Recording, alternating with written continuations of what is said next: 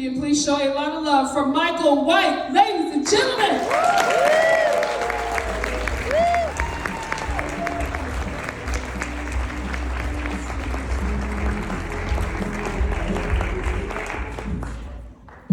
Oh my gosh, thank you. Thank you guys so much. This is bright. There's a lot of people out there. For you guys in the back, I'm this big. It's not, if you're back there wondering, you're like, he looks, maybe it's just the distance of it. It's true. I'm like the moon. I affect the tides. No, thank you guys for coming out. Did you guys see this thing with the Chinese, the weather balloon? Oh, yeah. Isn't that the most absurd thing? Yeah. For a couple reasons, right? First of all, it started in Canada, which for those of you who don't really aren't in geography, very far up north, right? Came from China, went over Canada. Canada did nothing. It floated across the U.S. They finally knocked it down today in South Carolina. So I didn't. Thank you. I appreciate that. But I was just surprised because I've never run a country or defense or anything, but I feel like if I was pretty sure something was a spy balloon, I'd probably be like, we should probably do this before it hits New Jersey, right? And I was also confused, it's 2023, why are we sending balloons? You know what I mean? I feel like there was a meeting in China, the Chinese military, they're like, all right, how are we gonna spy on these Americans? And they were like, send a balloon. And then the general was like, that's ridiculous. They're our greatest enemy. There's no way they would fly. He's like, Americans love balloons. Trust me. And I got over to South Carolina and finally someone was like, I don't think that's a regular balloon. I think there's a camera on that one. But thank you all for being here, the Freebirds, right? You guys were... when I heard you guys were coming, I was like, oh, I love Leonard Skinner. This is a cool group. But I was wrong. I feel like I'm at an HOA meeting right now. That's what I feel like. My HOA doesn't. I'm not really happy with my HOA. For one reason mostly. I don't really have any issues. I keep up all my garbage cans in. I don't make a lot of fuss or anything like that. But they had some tree service come out. They were doing trimming branches and stuff like that. And I have dogs and get freaked out by loud noises. And there's just a tree in front of my house, and it had a green sticker. So I'm like, my tree is awesome. We're good to go. I'm gonna just go about my day. So I went and took a shower, and I came out of the shower, and I was like, no one else is home. I'm just gonna air dry. And I'm doing the floss thing. And I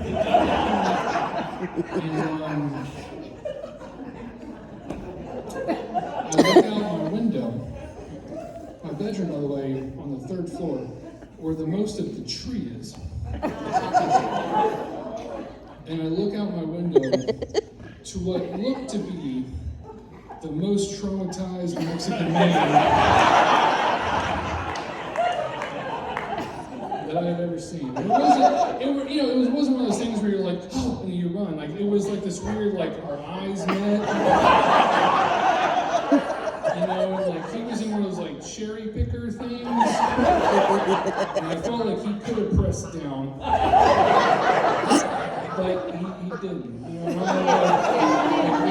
He just kind of slowly.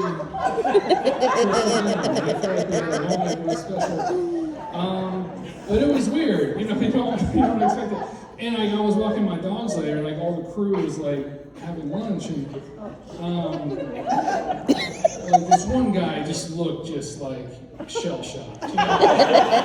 And he was talking to his friends, and he pointed at me, and he just kept saying the same thing. He kept saying, "Es un oso gordo calvo de desundo."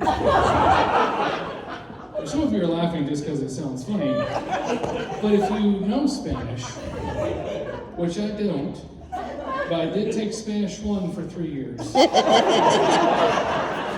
And what he was saying was, he is the fat, bald, naked bear.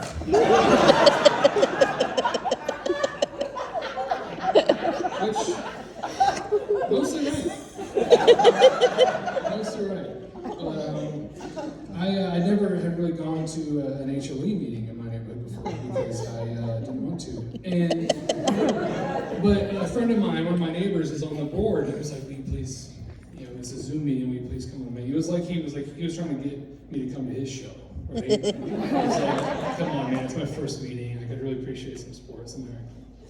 And it was like the annual meeting, and it was like the most boring thing. It was just numbers and what we're doing with sidewalks. And I was just like, I don't know. I mean, can you just take my money? I don't really care. And I was gonna hang up, and I'm glad I didn't. And because then we got to the Q&A, where residents could jump on the line and speak. And I was not prepared for the amazing things I was gonna hear. Now, as a professional comedian, my job, what I do is I take life experiences and I think, oh, that's funny. Other people might want to hear about that, and I write it down. I didn't have a pen. I wasn't prepared for the situation. Okay?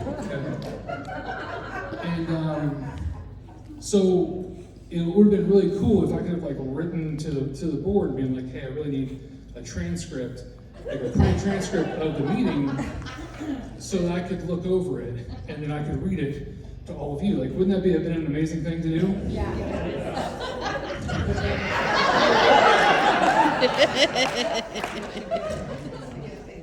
Oh, they do. So Sandra was very upset.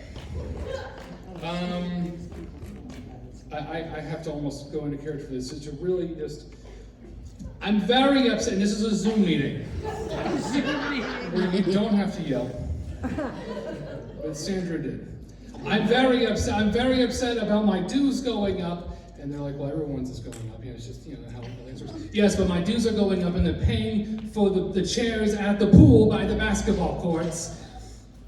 Now, here's the thing, is we don't have a pool. We don't have basketball courts. So I'm kind of questioning, A, where is Sandra swimming? And does she even live in this community? And she's like, and I'm very upset because when they were pressure washing the driveways, they didn't pressure wash my driveway. And I was very upset because I moved my car and I went to work, and they didn't pressure wash my driveway. And again, we did not pressure wash anyone's driveways. However, her neighbor was pressure washing his driveway. And she was very upset about it, but understandably. And it was the best part was you would think, and the board was like, okay, great, hey, thanks Sandra we'll get back to you on a couple of those things. And you would have thought that would have been the last we would have heard from Sandra, because she was the first one to speak. You would have been wrong. Because she would just jump in, one lady was like, I have an issue with everyone. We're supposed to bring our trash cans in, at least you can have them out one day after the trash comes and you have to take them in. And it just makes everyone's driveways look messy. And then you hear, I am very upset about driveways because mine was not pressure washed. And this just kept happening. And the person who was meeting was like, Sandra, here, we'll connect outside of the meeting, we have to move on. And I was not planning on participating in this meeting. But I felt a professional responsibility as a comedian to be involved. But when you sign in with your name and address. So I was like, well, I need to sign in a different one. So I signed in on my phone with a different address and stuff like that. And I was like, hello, yes, I'm Marty. I have some concerns. I have some concerns about the pool. And they're like, well, Marty, what's going on? I said, the women at the pool. Well, what's wrong with they're all ugly. My fees are going up. I would like some more attractive ladies at the pool for me when I'm sitting there, because I have a very nice Speedo and I like to wear it. And all the women are very unattractive. And then they were like, this is very offensive, Marty. You can't say these sort of things. And, do you have any other questions or concerns? And I said, yes, before I go, I do. I'm very concerned, and I would like to give my time to Sandra. Because I also did not have my driveway pressure washed. And then we were dropped from the call at that point. So I do a lot of corporate gigs, but if you need me to call into your HOA meeting, it was fantastic. It was great. So HOA, not really fond of jokes. Don't like jokes. You know who else doesn't like jokes? People who do psychiatric testing. A couple months ago, I went to get some testing done, and they just give you all these tests, tons of just tests and stuff like that. And they gave you one test, and they gave you 2 words. And they said, "How are these 2 words similar?" Right? Like an example, they said, nose and tongue. So you'd say like senses or your face or something like that, right? And then they said a flower bud, okay, and a newborn baby. What would you say, sir? How are those 2 things similar? No idea. No idea. Someone other than youth. That's an amazing answer. That's a very specific scientific answer. Both great, but youth. That's an amazing answer. I did not say that because I felt I had a professional obligation to say something funny at that moment, and I phrased my answer like a game show, and I was like, "Things you bury in the garden."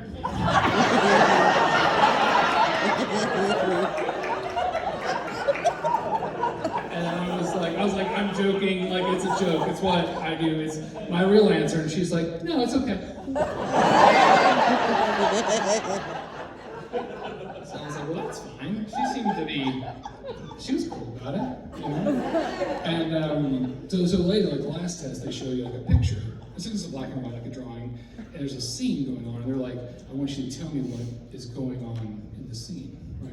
And it was this lady, and she was like opening the door, and she was like very surprised, and there was like a living room, and there was like a table and a bookcase and like a vase of flowers and stuff like that. And she's like, "Well, what's going on in this picture?" I said, "Well, she's very alarmed. She's very nervous. She seems very scared about something." She's like, "Oh, well, what is she scared about?" I'm like, "Well, the flowers." And she's like, "Why would she be afraid of flowers?" I was like, "Because clearly somebody's been in the garden."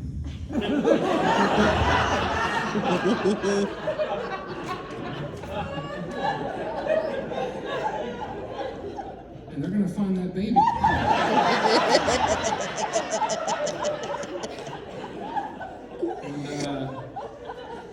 I'm glad you thought it was funny.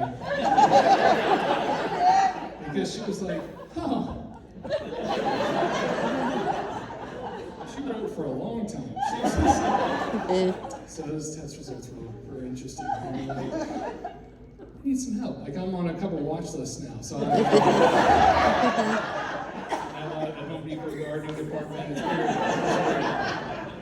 weird. My wife hates it when I tell that story. That happened, and that was I don't tell those jokes. Don't joke. Anyway, just psychiatrists, not funny people. My wife's like, "You gotta stop telling people that joke because that's just not it's not a good joke."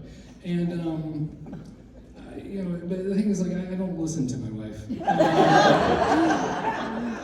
because it was her idea for me to be testing anyway. Because she was like, "You really knew. I think you have ADHD.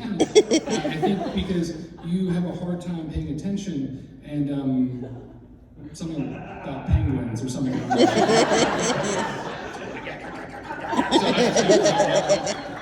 But my wife is amazing. I give her a hard time. I've been married 18 years. Thank you. She does not clap at that. She is not happy. She didn't think it would last. Like I was kind of like a stray cat. Like, like you feed a stray cat, you feel sorry for a cat. Like, oh, that cat looks kind of mangy and underfed. And like, I'm gonna feed that cat. And your friend's like, "Don't feed that cat. She's gonna keep coming back." So she kept feeding me. Now I'm an indoor cat. And my wife's funny, man. It's hard to take my wife seriously though because she's a midget. And I don't mean that like in a disparaging way. She's 4'9", and I'm I'm 6'2", and that is hilarious. But it's not her fault though. It's and to be clarified, she's not like a little person, right? She's not a capital L little person. She's just a little space person. Like, she's just a little person, right? And she's here. You can pay 25 cents to take a picture with her. It's amazing. But and it's not all her. Her entire family are just little people. She didn't like live in the circus. I just mean they're just all short. And you always know who married into the family because it's just like like a family picture. It's just like me, Uncle Bob, and I hate shopping with my wife because clothing racks are very tall. We were at Walmart and I lost her for about an hour. Where she was. I thought about getting a little bell. It doesn't work. Sound doesn't carry that far. So what I've done though, I have this amazing trick. What I do is whenever we go to a store, I'll go to the customer service for like a floral department, and I'll get a balloon, and then I'll get that balloon, and then I'll just kind of tie it to her back, like on the belt loop, so I kind of always know where she's at.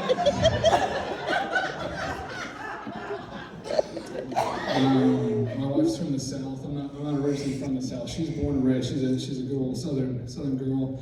When I get that one half of the clap, he's like, I don't know where he's going.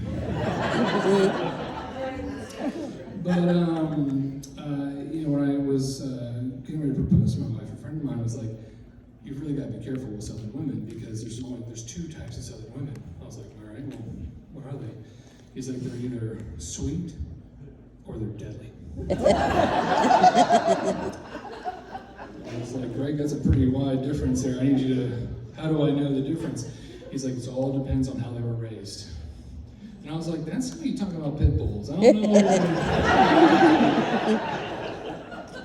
I think the toughest thing, being married to my wife, because she's very, very Southern, and my family originally, we're British, like I'm a first generation American, so like I grew up in a British household, and we speak, English, and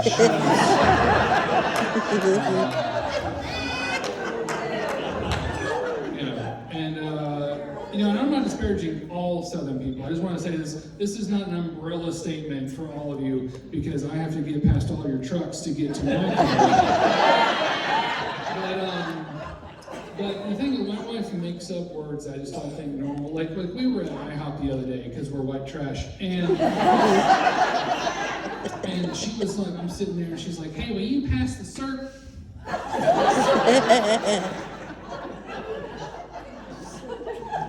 I'm sorry? The strawberry syrup from a pancakes. Can you pass me the syrup? Are you trying to say syrup?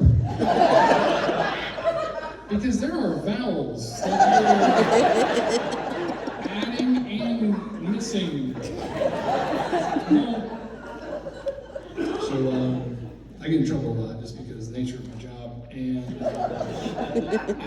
if she gets mad at me, I just put her on the fridge. I'm like, "Until you sit down."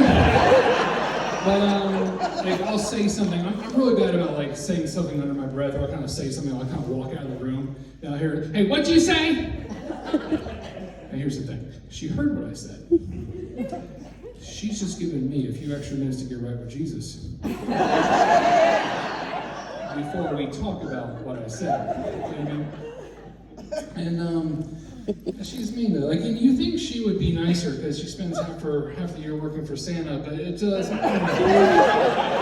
She doesn't. But I think the thing about like mean.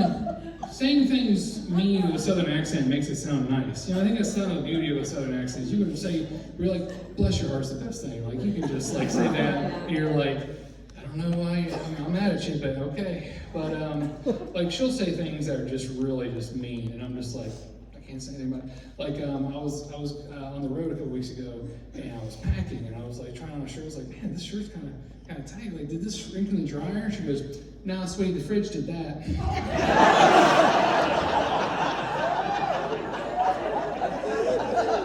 I don't think the fridge needs to be brought into the conversation. The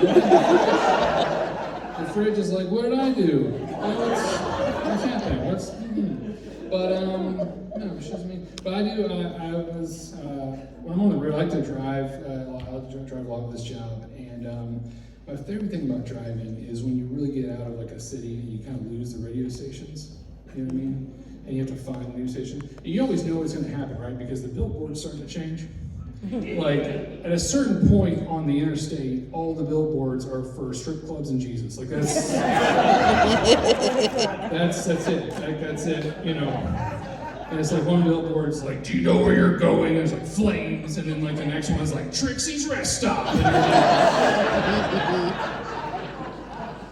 both are right. Both are right.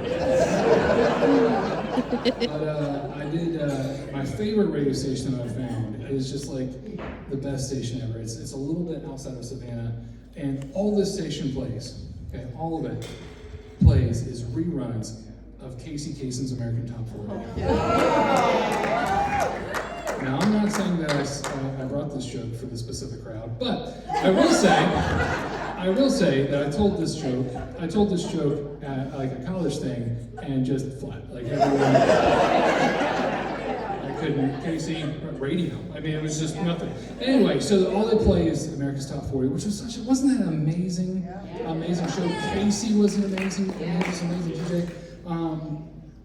But the music was never like the coolest part about the show, to me. Yeah. The coolest part were the long distance syndications. You guys remember those? Because they were mental. They were always some sort of crazy situation. It was never something like, "Dear Casey, I'm getting married. I would like to dedicate Lionel Richie to my fiance. It's gonna be great. Like we're just gonna get married, we're in love." It's never anything like real sweet like that, right? It was always some insane situation, right? Yeah. It was always like you'd come back from commercial. "Welcome back to America's Top 40. I'm Casey Kasem. And it is time now for another long distance dedication. This one comes from Sandy. Sandy writes, "Dear Casey, in the summer of '84, I met Tommy at a 4th of July cookout. I thought he was really handsome and we hit it off right away. When the sun went down, Tommy shot me in the face with a Roman candle.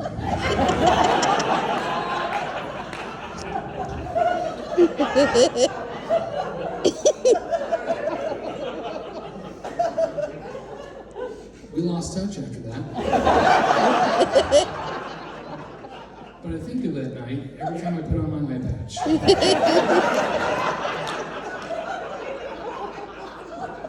Casey, do you play In Your Eyes by Peter Gabriel?